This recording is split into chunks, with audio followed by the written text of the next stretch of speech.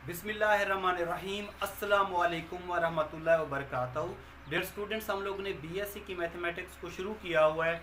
BSc में जो mechanics की बुक है क्यू के गौरी की, उसका हम लोगों ने चैप्टर नंबर 12 शुरू किया हुआ है, जिसका नाम है ऑर्बिटल मोशन। ठीक है, आज के इस लेक्चर में हम लोगों ने केपलर्स लॉ के ऊपर बात करनी है।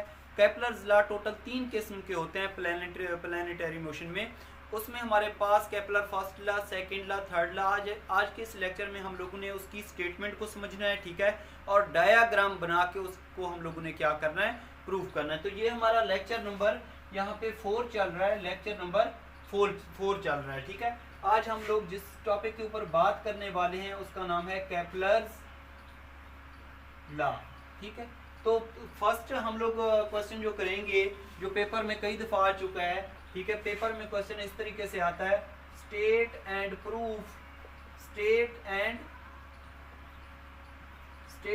Proof Kepler's first law. इस तरीके से भी आ सकता है, या केपलर ऑर्बिटल लॉ, इसको हम लोग क्या कहते हैं, ऑर्बिटल लॉ भी कहते हैं। ठीक है, ये हम लोगों ने क्या करना है, सबसे पहले इसकी स्टेटमेंट को लिखना है और उसके बाद हम लोग क्या करेंगे, इसको प्रूफ करेंगे। ठीक है, तो सबसे पहले इसकी स्टेटमेंट, स्टेट का मतलब क्या होता है, इसकी स्टेटमेंट लिखेंगे। ठीक है, तो स्टेटमेंट इसकी क्या कहती है, each planet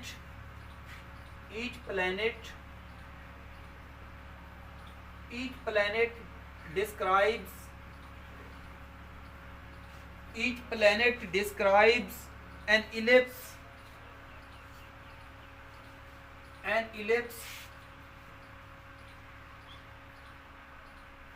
with the sun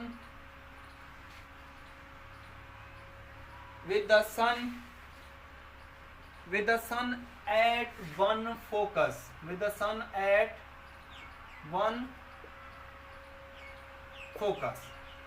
वो कहता है कि इलिप्स के अंदर एक इलिप्स होता है। ठीक है, उसमें हमारे पास जितने भी प्लैनेट होते हैं जो कि सन के अराउंड मूव कर रहे होते हैं, वो इलिप्टिकल ऑर्बिट की शक्ल में क्या करते हैं, मूव करते हैं। ये देखें, ये हमारे पास क्या है, एक इलिप्स है। ठीक है, ये क्या है, हमारे पास एक इलिप्स है, ये हमारे पास है यहाँ पे सन है। ठीक है, कोई भी हमारे पास जितने भी प्लैनेट हैं जो इस शक्ल में, इलिप्स की शक्ल में मूव कर रहे हैं, वो इलिप्टिकल ऑर्बिट की शक्ल में क्या करते हैं, मूव करते हैं अराउंड द सन। ये हम लोगों ने प्रूव करना है। तो सन जो हमारे पास होता है वो एक ही फोकस पे होता है। ठीक है, यहाँ पे हम लोग इसको क्या नाम दे देते हैं, प्लैनेट का नाम दे देते हैं। ठीक है, आप देख सकते हैं कि ये जो सन है, ये उसकी क्या है, उसके फोकस पे है। ठीक है, तो यही वो कह रहा है कि हमारे पास जितने भी प्लैनेट होते हैं इलिप्स के अंदर जो इस शक्ल में मूव कर रहे होते हैं, वो क्या होता है, इलिप्टिकल ऑर्बिट की शक्ल में क्या करते हैं, मूव करते हैं। और जो सन होता है वो एक ही फोकस पे होता है। ये हम लोगों ने क्या करना है, प्रूव करना है। ठीक है, तो इसको प्रूव करने के लिए हम लोग क्या करेंगे, लेट कर लेते हैं कि हमारे पास, लेट कर लेते हैं कि m क्या है हमारे पास, मास ऑफ द सन है, और स्मॉल m क्या है हमारे पास, मास ऑफ द प्लैनेट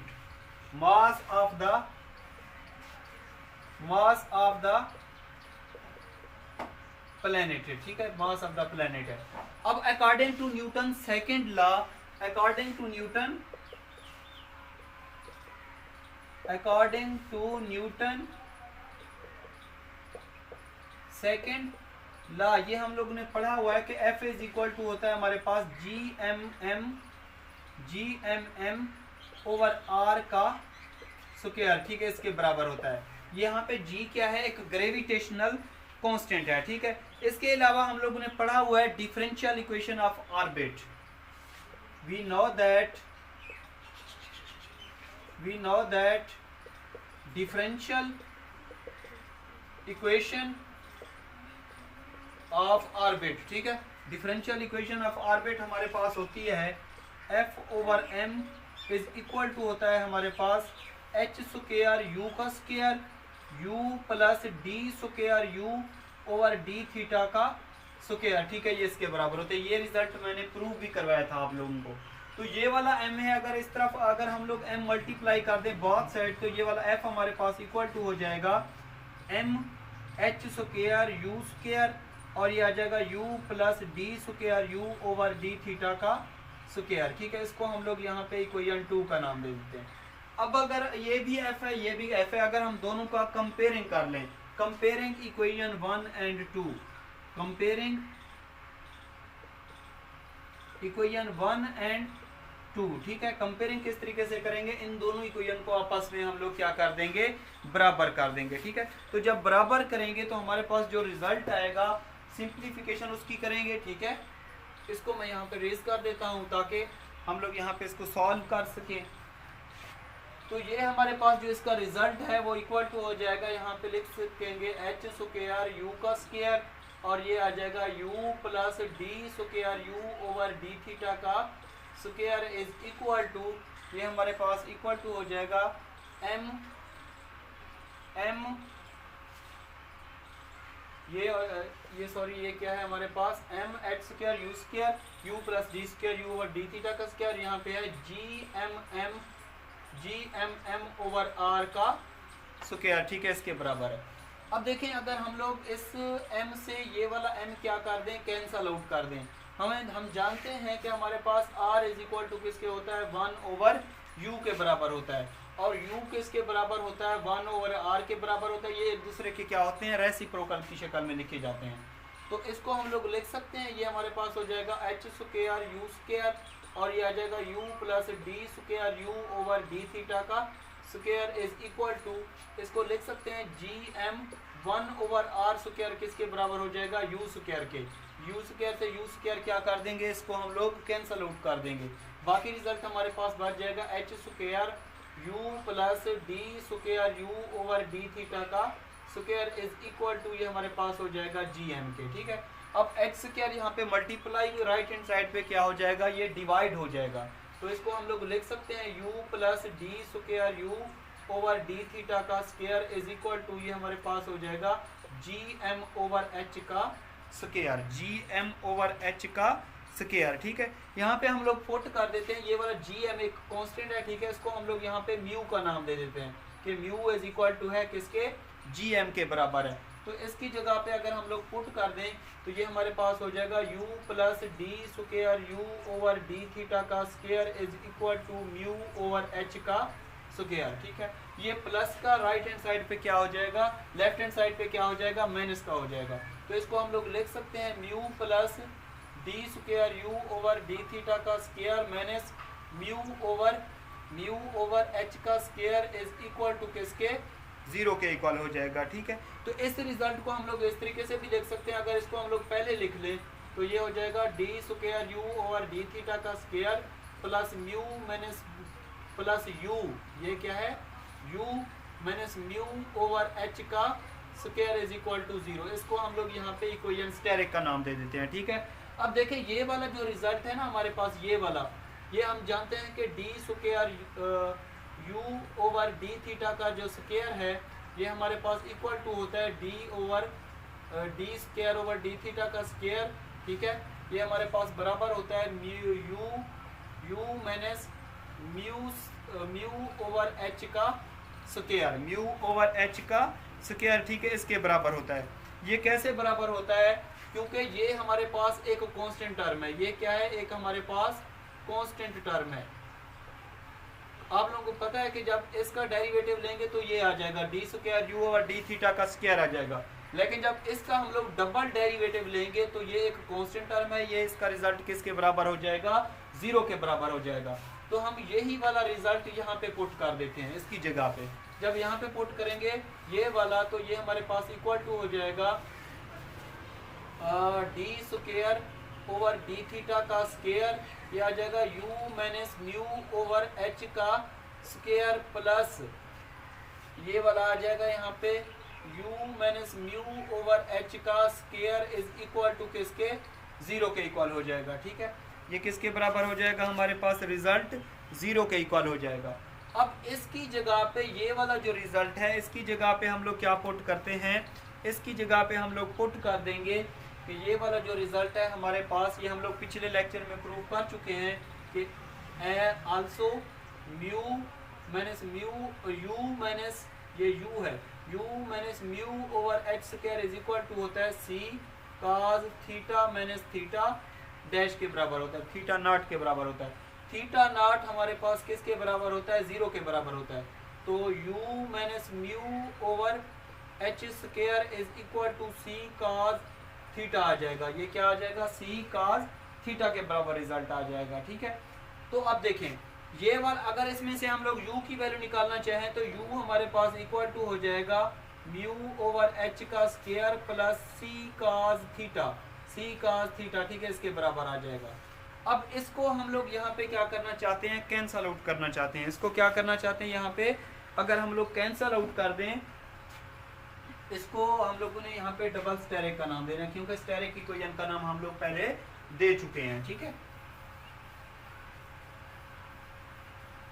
अब देखें अगर हम लोग H square over mu multiply कर दें बोथ साइड विद एक डबल स्टेरिक इक्वेशन, तो ये हमारे पास जो एच स्क्वायर ओवर म्यू है ये किससे मल्टीप्लाई हो जाएगा, यू से मल्टीप्लाई हो जाएगा। ठीक है, यू से मल्टीप्लाई हो जाएगा इज इक्वल टू, ये हमारे पास क्या है, H square over mu multiplied by यहाँ पे है म्यू ओवर एच का स्क्वायर प्लस यहाँ पे मल्टीप्लाई कर रहे हैं एच स्क्वायर ओवर म्यू और यहाँ पे सी लिखा हुआ है। ठीक है, और ये कॉस ऑफ थीटा, ये और ये कैंसल आउट हो जाएंगे, ये और ये कैंसल आउट हो जाएंगे। ठीक है, इस रिजल्ट को हम लोग इस तरीके से लिख सकते हैं, ये वाला जो रिजल्ट है हमारे पास इसको हम लोग इस तरीके से लिख सकते हैं कि u जो हमारे पास किसके बराबर होता है, यहाँ पे u की जगह पे हम लोग लिख लेते हैं 1 ओवर r के बराबर होता है। ठीक है, बाकी ये इक्वेशन वैसे की वैसे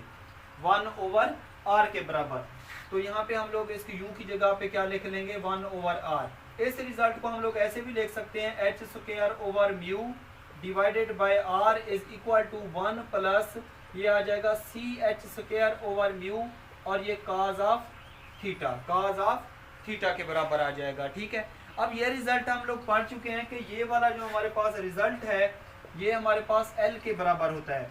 L किसके बराबर है, हमारे पास एच स्क्वायर ओवर म्यू के बराबर, और ये वाला जो हमारे पास रिजल्ट है ये किसके बराबर होता है, इसेंट्रिसिटी मतलब E के बराबर होता है, जबकि E बराबर है हमारे पास c H square over mu.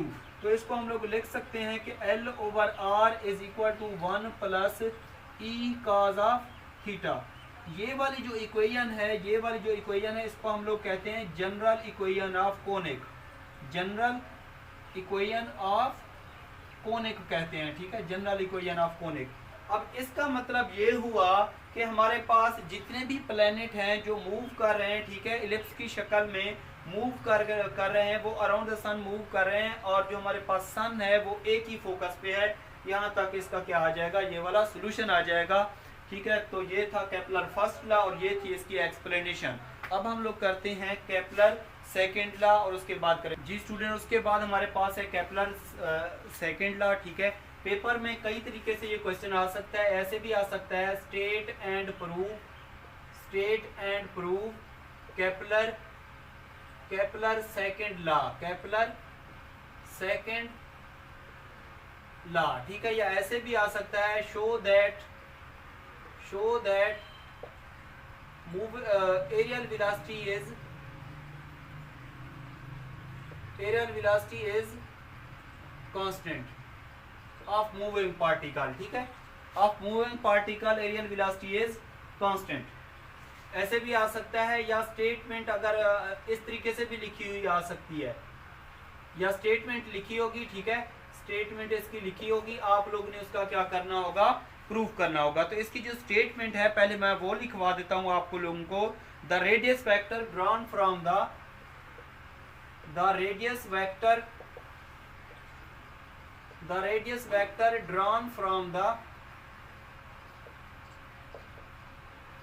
radius vector drawn from the sun to the planet,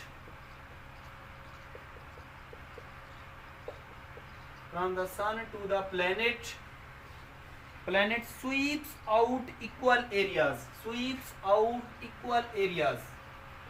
sweeps out equal areas, sweeps out equal areas in equal times, in equal times। इस स्टेटमेंट का मतलब क्या है ये आप लोग देख लीजिए, ठीक है। ये हमारे पास कोई इलिप्स है, ठीक है। ये हमारे पास कोई क्या है यहाँ पे सन, ये क्या है सन। अब वो कहता है कि यहाँ पे कोई भी प्लेनेट है जो इलिप्स की शक्ल में अराउंड द सन मूव कर रहे हैं, तो हमारे पास जो रेडियस वेक्टर होगा इसकी लेंथ, ठीक है। ये देखें, the radius vector drawn from the sun, radius vector हम लोग कोई भी सन से ड्रॉ कर दें to the planet sweeps out equal areas. तो अगर हम यहाँ से कोई भी लाइन रेडियस वेक्टर ड्रॉ कर दें तो इसका जो एरिया होगा वो क्या होगा, आपस में इक्वल होगा। तो हम लोगों ने प्रूव करना है कि या इस तरीके से भी आ सकता है, शो दैट कि इसका जो rate of change of area with respect to time होगा वो इक्वल टू किसके होगा, कांस्टेंट के होगा। ये हम लोगों ने क्या करना है, प्रूफ करना है, ठीक है। तो मैं क्या करता हूँ, डायग्राम बना के, ठीक है, आप लोगों को इसका प्रूफ करवा देता हूँ। हम लोगों ने मेन ये प्रूव करना है कि D A over D T is equal to होता है कांस्टेंट के। तो यहाँ पे लिखते हैं इसका प्रूफ, ठीक है। यहाँ पे थोड़ी सी थ्योरी लिखनी है आप लोगों को, ये मैं लिखवाता हूँ, एक्सप्लेनेशन करवाता हूँ इसकी, ठीक है जी। स्टूडेंट आप देखें, हमारे पास कोई भी पार्टिकल है सेंट्रल ऑफ फोर्स से मूव कर रहा है, ठीक है। जब वो हमारे पास इस पॉइंट P पे होगा तो ओरिजिन के लिहाज से उसका पोजीशन वेक्टर क्या होगा, R होगा, ठीक है। ये हमारे पास P पॉइंट है, ये हमारे पास Q पॉइंट है, ठीक है।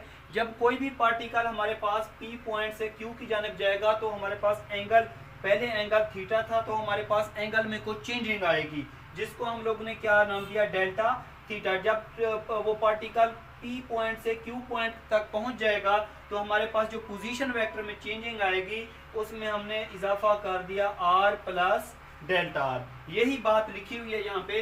इसमें कहते हैं let a particle moving under central of force with centre origin, के मतलब ये हमारे पास कोई भी पार्टिकल है सेंटर ओरिजिन 0 से हमारे पास सेंटर ऑफ फोर्स से मूव कर रहा है, ठीक है।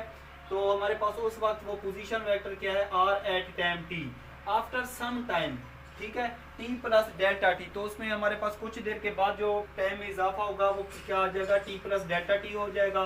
The particle reach at q, जब q पे पहुंचता है विद पोजीशन वेक्टर, तो हमारे पास जो पोजीशन वेक्टर है r प्लस डेल्टा r हो जाएगा, ठीक है। अब हम लोग क्या करेंगे, ये हमारे पास area of sector O P और क्यू बन जाएगा, ठीक है। अगर डेल्टा ए उसका क्या हो, एरिया हो, तो हम इसकी कैलकुलेशन किस टाइप से करेंगे वो देखते हैं यहाँ पे, ठीक है। अगर डेल्टा ए हमारे पास एरिया हो तो ये देखें, ये हमारे पास जो ओ पी वेक्टर है, ओ पी है वो किसके बराबर है, आर वेक्टर के, ठीक है, ओ पी। और इसके अलावा जो ओ क्यू है, ओ क्यू लाइन है हमारे पास, ओ क्यू हमारे पास जो लाइन है वो किसके बराबर है, आर प्लस डेल्टा आर, ठीक है, इसके बराबर है। और जो हमारे पास ट्राइंगल बन रही है, किस्म की सेक्टर बन रहा है ओ पी क्यू, उसके में जो हमारे पास एंगल बन रहा है वो किसके बराबर बन रहा है, डेल्टा थीटा बन रहा है, ठीक है। तो डेल्टा, अगर डेल्टा है हमारे पास चेंज इन एरिया, हमारे पास एरिया में जो चेंजिंग आएगी, अगर ये वाला सेक्टर ओ पी के क्यू ले लें तो 1/2 वो किसके बराबर होता है, दो एडजेसेंट साइड्स ले लेते हैं, ओ पी और O Q, O P cross O Q ले लेते हैं, ठीक है। तो ये हमारे पास हो जाएगा 1/2 ओ पी किसके बराबर है, आर वेक्टर के बराबर है, क्रॉस ओ क्यू किसके बराबर है, आर प्लस डेल्टा आर के बराबर है, ठीक है, ये इसके बराबर है। अगर इस आर को दोनों से मल्टीप्लाई कर दें तो ये हमारे पास हो जाएगा 1/2 R cross R plus R cross, ये क्या हो जाएगा, डेल्टा आर के बराबर हो जाएगा। अब आप लोग जानते हैं कि ये हमारे पास ये जो दो वेक्टर का क्रॉस प्रोडक्ट होता है वो किसके बराबर होता है, 0 के बराबर होता है, ठीक है। ये आप लोग फर्स्ट ईयर में पढ़ चुके हैं कि दो वेक्टर अगर सेम वेक्टर हों तो उनके दरमियान जो एंगल बनता है वो जो वहाँ पे एंगल बनता है 0 बनता है, ठीक है। तो उनका क्रॉस प्रोडक्ट किसके बराबर होता है, 0 के बराबर होता है। तो ये सारा किसके रिजल्ट हो जाएगा, 0 के बराबर हो जाएगा, 0 plus R cross delta R, ठीक है, इसके बराबर हो जाएगा। तो इसको लिख सकते हैं 1/2 r क्रॉस डेल्टा r, ठीक है, इसके बराबर हो जाएगा। अब हम लोगों ने प्रूव क्या करना था, हम लोगों ने प्रूव करना था dA/dt इज इक्वल टू किसके होता है, कांस्टेंट के। तो हम लोग क्या करते हैं, डेल्टा t डिवाइड कर देते हैं बोथ साइड और taking limit delta t approaches to 0, ठीक है, और लिमिट इसकी कितनी ले लेते हैं, हम लोग 0 ले लेते हैं। तो ये हमारे पास हो जाएगा limit delta t approaches to 0 delta a over delta t is equal to 1/2, ये हमारे पास हो जाएगा r, और यहाँ पे डेल्टा t डिवाइड कर लेते हैं delta r over delta t, ठीक है, ये हम लोग ने डिवाइड कर दिया और लिमिट ले ली डेल्टा अप्रोचेस टू 0। अब ये वाला जो रिजल्ट है ये हमारे पास इक्वल टू हो जाएगा dA/dt, ठीक है, बाय डेफिनेशन, ठीक है, ये हमारे पास dA/dt का इक्वल होता है 1/2, ये r dr/dt किसके बराबर होता है, v के बराबर होता है, किसके बराबर होता है, और v के बराबर होता है। r क्रॉस v ये हमारे पास वेक्टर क्वांटिटी हैं जिनको हम लोगों ने यहाँ पे किसका नाम दिया, h का नाम दिया। तो ये हमारे पास इक्वल टू हो जाएगा h/2 के बराबर हो जाएगा। इसकी मॉड ले लें तो ये हमारे पास कोई कांस्टेंट है, कांस्टेंट का मॉड कांस्टेंट के बराबर होता है, इसको हम लोगों ने यहाँ पे h का नाम दिया, ठीक है। अब h/2 यहाँ पे ये भी कांस्टेंट है तो यहाँ पे लिख लेंगे ये रिजल्ट किसके बराबर है, कांस्टेंट के। तो हमने वो लोगों ने प्रूव किया कि जो एरियल वेलोसिटी है, areal velocity change in areal velocity with respect to time is equal to किसके होती है, कांस्टेंट के बराबर होती है। यहाँ पे लिख देंगे हेंस प्रूव, ठीक है, ये इसका क्या आ जाएगा, सॉल्यूशन आ जाएगा। उसके बाद हम लोग करते हैं इसका थर्ड लॉ, ठीक है, केपलर थर्ड लॉ। जी स्टूडेंट, अब हमारे पास है केपलर थर्ड लॉ, ठीक है। क्वेश्चन इस तरीके से आता है, state and prove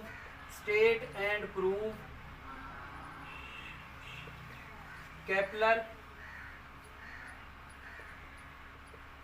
third law, ठीक है, ऐसे आ जाता है, या पेपर में इस तरीके से आ जाएगा कि उसकी स्टेटमेंट लिखी होगी, ठीक है, उसकी क्या होगी, स्टेटमेंट लिखी होगी, जस्ट आप लोगों ने क्या करना होगा, उसका प्रूफ करना होगा। तो यहाँ पे मैं स्टेटमेंट लिख देता हूँ, ठीक है। वैसे कोशिश किया करें कि इसकी स्टेटमेंट आप लोगों को ज़बानी याद होनी चाहिए। अगर ज़बानी याद होगी तो आप लोगों को पता होना चाहिए कि कौन सा लॉ है, ये केपलर थर्ड लॉ है। तो इसकी स्टेटमेंट क्या कहती है, the square of periods of planets, the squares of time periods of planet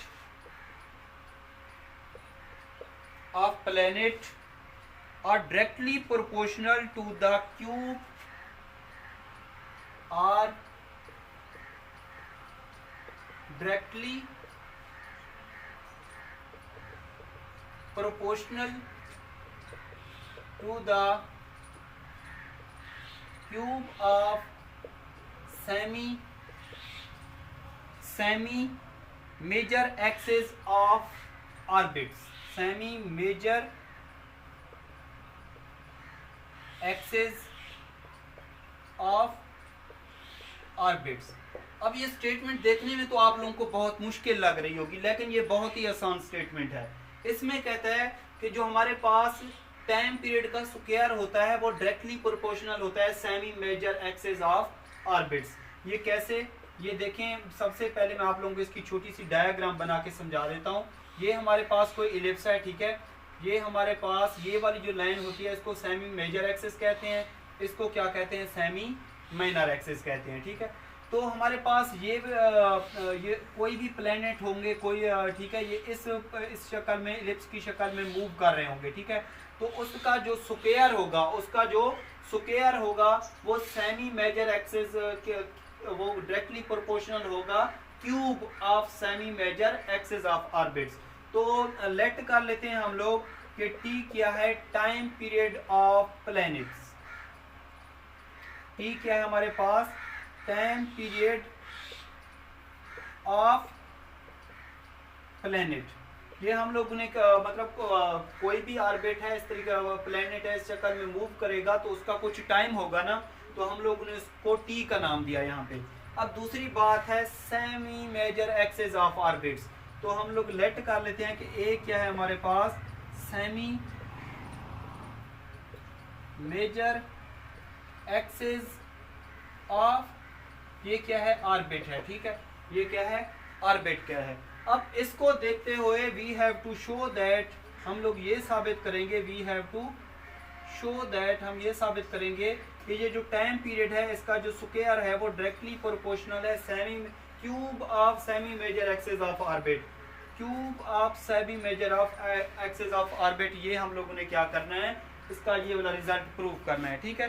तो इसमें हम लोग जो फार्मूला यूज करेंगे, हम जानते हैं कि हमारे पास जो एरियल वेलोसिटी होती है, हमारे पास एरिया होता है वो, जिस तरह ये फार्मूला आप लोगों ने पढ़ा था फर्स्ट ईयर में, एस इज इक्वल टू होता है V T, S is equal to किसके बराबर होता है, वी टी।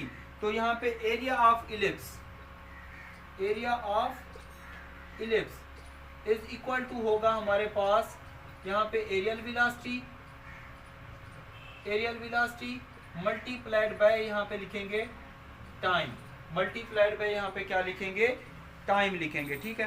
तो एरिया ऑफ इलिप्स हमारे पास किसके बराबर होता है, पाई ए बी, इसके बराबर होता है। एरियल वेलोसिटी हम लोग ने प्रूव की थी इसका सेकंड लॉ में कि वो किसके बराबर होती है, 1/2h, और टाइम पीरियड किसके बराबर होता है, t के बराबर होता है।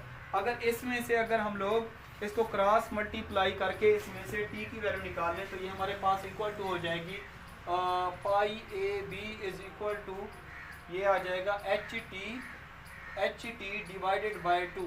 इसको क्रॉस मल्टीप्लाई करेंगे, क्रॉस मल्टीप्लाइंग करेंगे तो एच टी हमारे पास इक्वल टू हो जाएगा 2 पाई ए बी। इसमें से अगर t निकालेंगे तो t हमारे पास हो जाएगा 2 पाई ए बी ओवर एच, ठीक है, ये रिजल्ट आ जाएगा। अब ये रिजल्ट हम लोग जानते हैं, ठीक है, इनके रिजल्ट भी मैंने प्रूव करवाए थे कि L इज इक्वल टू होता है हमारे पास एच स्क्वायर ओवर म्यू के बराबर होता है, एच स्क्वायर ओवर म्यू के बराबर होता है। अगर इसको क्रॉस मल्टीप्लाई करके हम लोग इसमें से जस्ट h की वैल्यू निकाल लें तो h इज इक्वल टू हो जाएगा म्यू एल अंडर रूट, क्योंकि हम लोगों ने taking square root on both side ले ली। जब इसके ऊपर स्क्वायर रूट लेंगे तो उसे कैंसिल आउट हो जाएगा और ये आ जाएगा म्यू एल अंडर रूट, ठीक है, इसके बराबर हो जाएगा। और l हमारे पास इक्वल टू होता है बी स्क्वायर ओवर ए के बराबर होता है। l किसके बराबर होता है हमारे पास, बी स्क्वायर ओवर ए के बराबर होता है, ठीक है। अब देखें यही वाले दो रिजल्ट, एक ये वाला और एक ये वाला और दूसरा एक ये वाला, अगर हम लोग इसमें पुट कर दें स्टेरिक में तो t हमारे पास हो जाएगा 2 पाई ए बी, ठीक है। h किसके बराबर है, म्यू एल अंडर रूट के बराबर है, म्यू एल अंडर रूट के बराबर है, ठीक है। तो ये हमारे पास हो जाएगा 2 पाई ए बी डिवाइडेड बाय, इसको लिख सकते हैं म्यू अंडर रूट, ठीक है, और l किसके बराबर, और इसको l अंडर रूट लिख सकते हैं, म्यू अंडर रूट और l अंडर रूट, ठीक है। अब h किसके बराबर है यहाँ पे, म्यू एल अंडर रूट, ठीक है, इसके बराबर है। अब देखें ये वाली जो l है इसकी वैल्यू किसके बराबर है, बी स्क्वायर ओवर ए के बराबर, 2 पाई ए बी, और ये आ जाएगा म्यू अंडर रूट, ठीक है, और ये l किसके बराबर है यहाँ पे, बी स्क्वायर ओवर ए के बराबर। तो इसको हम लोग लिख सकते हैं कि ये वाला जो रिजल्ट है, स्टूडेंट हम लोग क्या करेंगे, इसकी वैल्यू यहाँ पे पुट कर दी, ठीक है, ये स्क्वायर रूट से कैंसिल आउट हो जाएगा, ये इस तरीके से इसके ऊपर स्क्वायर रूट लगा दें, ये और ये क्या हो जाएगा, कैंसिल आउट हो जाएगा। इसको इस तरीके से लिख सकते हैं कि 2 पाई ये आ जाएगा म्यू स्क्वायर रूट, ठीक है, इसकी स्क्वायर रूट की वैल्यू कितनी होती है, 1/2। तो ये हमारे पास a है, इसकी वैल्यू उलट हो जाएगी 1/2, ये वैल्यू उलट हो जाएगी। बेस एक जैसे हो तो पावर ऐड हो जाती हैं, तो ये इसको लिख सकते हैं 2 pi over mu under root, ठीक है, ये हमारे पास हो जाएगा 1 + 1/2। 1 + 1/2 किसके बराबर होता है, 3√2 के बराबर होता है। तो 2 pi over mu under root और ये a आ जाएगा 3/2। अब 2 pi over mu under root, ये हमारे पास कोई कांस्टेंट है जिसको हम लोगों ने k का नाम दिया, तो t इज इक्वल टू हो जाएगा हमारे पास t हमारे पास इक्वल टू हो जाएगा, ठीक है, ये आ जाएगा k और a की पावर यहाँ पे 3/2। यहाँ पे क्योंकि हमारे पास टाइम पीरियड का स्क्वायर था तो taking square on both side, squaring both side, जब स्क्वायर लेंगे तो कांस्टेंट का स्क्वायर, फिर कांस्टेंट का स्क्वायर कांस्टेंट ही रहेगा, इसको हम लोग k ही रखेंगे, ठीक है। तो ये हमारे पास आ जाएगा a की पावर 3/2 और इसकी पावर 2 से 2 कैंसिल आउट हो जाएगा। ये कांस्टेंट है, ठीक है, कांस्टेंट की जगह पे हम लोग डायरेक्टली प्रोपोर्शनल लिख सकते हैं। तो टाइम पीरियड का स्क्वायर इक्वल टू हो जाएगा a की पावर 3, ठीक है, यही हम लोगों ने प्रूव करना था। अब लास्ट में आप लोगों ने लिख देना है हेंस प्रूव्ड कि हमारे पास जो टाइम पीरियड का स्क्वायर होता है वो डायरेक्टली प्रोपोर्शनल होता है cube of semi major axis of orbits, ठीक है, इसके बराबर होता है। तो मेरी वीडियो अगर आप लोगों को अच्छी लगती है तो कमेंट्स करके लाजमी बता दिया करें। मेरे चैनल का जो लिंक है अपने तमाम students, teachers, best friends, class fellows सबको शेयर कीजिए ताकि वो इससे मुस्तफ़ीद हों, ठीक है। और अगर आप लोगों को क्लास 9 से लेकर MSc तक कोई भी ऐसा चैप्टर है मैथ का समझ नहीं आ रहा तो यूट्यूब चैनल पे कमेंट्स करके उस बुक का नाम, उस चैप्टर का नाम, कंप्लीट डिटेल आप लोगों ने मुझे देनी है ताकि मैं वो वाला चैप्टर बना के अपलोड कर दूं ताकि आप लोग उससे मुस्तफ़ीद हो सके, ठीक है। अपना ख्याल रखिएगा, दुआओं में याद रखिएगा। अल्लाह हाफिज़।